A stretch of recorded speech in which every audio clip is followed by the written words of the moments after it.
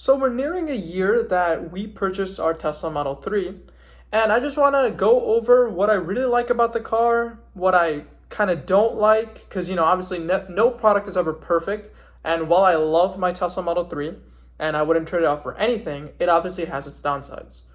Let's start with the car. Every time I get into my Tesla Model 3, I feel like it's a new car. I feel like even it's been a year now since I've had it, and I still feel like every time I get into it, and I and not that I rev that engine because I can't, but every time I just go use that 0 to 60 instantly, that effortless torque, the car feels refreshing. The other thing with this is that every time I go back to a regular ICE car, I hate it. I hate going from such an effortless machine that makes no noise, it's so silent, it's so calm, to going to a Honda. It's just horrible. It feels really nice knowing that I'm making money using the car. Every time we use the car, and we're saving money on gas. And I looked it up. On average, Americans spend $386 on gas monthly. And it feels good that we're not spending that much money on gas, because if we're going far distance, we're always using that car as a family, and we just try to use that car as most as possible. That way, the other two cars that we have that are ICE, we're not using we're not filling it up ever. It's like we've cut down our gas costs by probably half. So it feels good that the car is making us money by just using it. Now that we've talked about such great things about the car, I think I want to get into just the biggest issue with having a Tesla. And this is Teslas all around. It's their poor production. When we got our car, we didn't look into just, all the nooks and everything. And then over time, you start noticing, oh, this is misaligned. Oh, there's a little scratch here, or this, and this. If you're buying a $40,000 car, this is just shouldn't be happening. This isn't, it is a pretty big reason, but it isn't a reason that I wouldn't buy the car again. Because I think over the years, when production gets better, we still bought it when it was fairly new. This will just be ironed out, and this issue will not be there. Another more personal issue for me with this car is that since it's so technology based and it's got that, the minimal view and everything and just one screen, sometimes it feels like it's just too much. Sometimes I just want to turn up the AC while I'm driving, and I have to click like 3 buttons to just turn up the AC, and I have to move the way that it flows, and sometimes it's just too much. And this is pretty much a common complaint across the internet.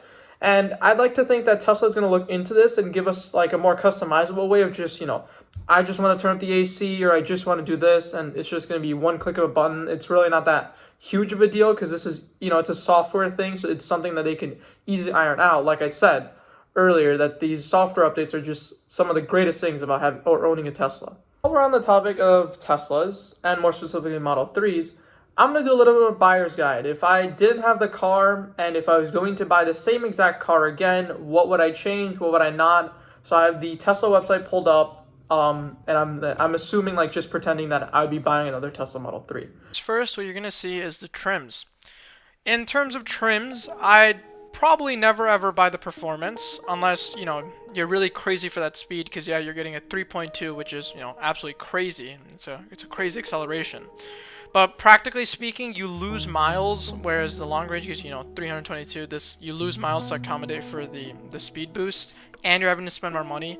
So if we're talking just as regular consumers, for the average person, you're going to be deciding between the standard range plus or the long range. With the long range, you get 322 miles. With the standard range, you get 250.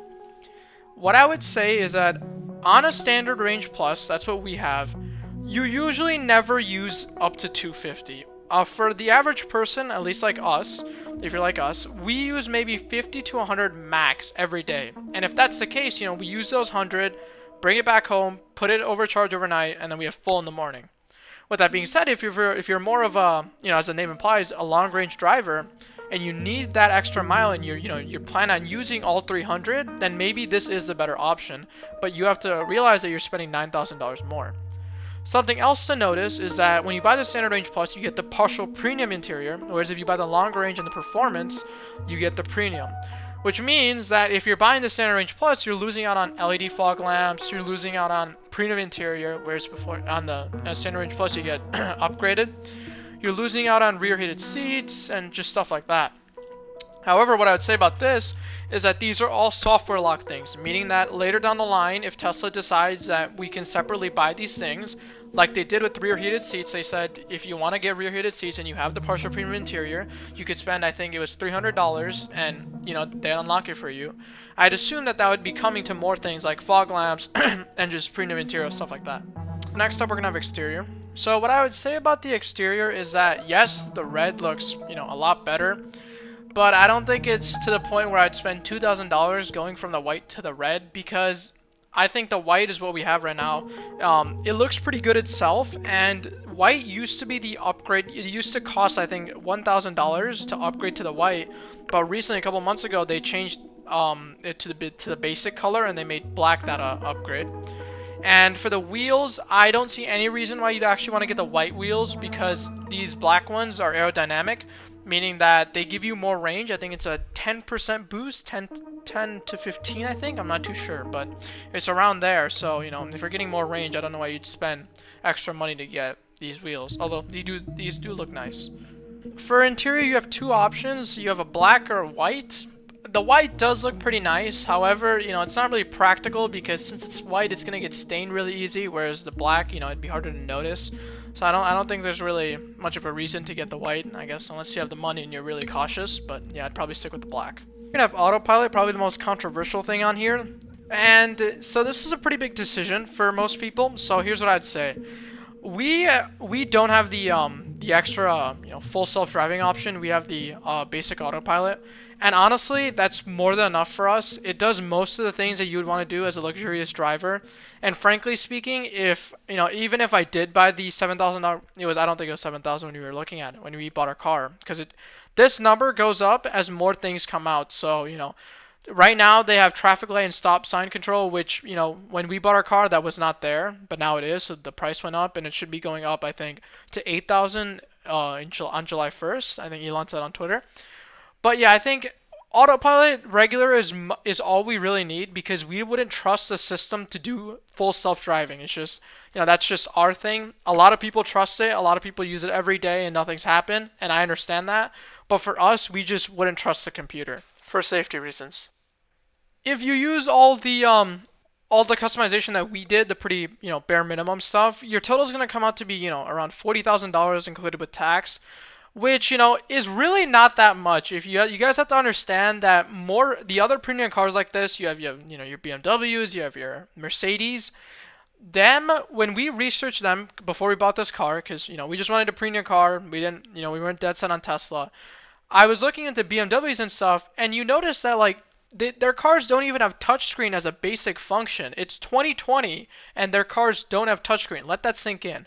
You had to, I think, pay like $4,000 to $5,000 to get that bundle with a touch screen. That is just crazy. And, then you have to realize, with Teslas, you're getting almost all the luxury that you could ever want as a bare minimum base model type thing. So, that's just great as a consumer. Overall, I just want to make clear that we love our Tesla Model 3, and I wouldn't trade it out for anything. And this whole video was just my own opinion. And if you guys disagree with anything, that's completely fine. This is just in my opinion. I hope you guys enjoyed this video, and if you did, make sure to leave a like and subscribe, and I will see you guys in the next video.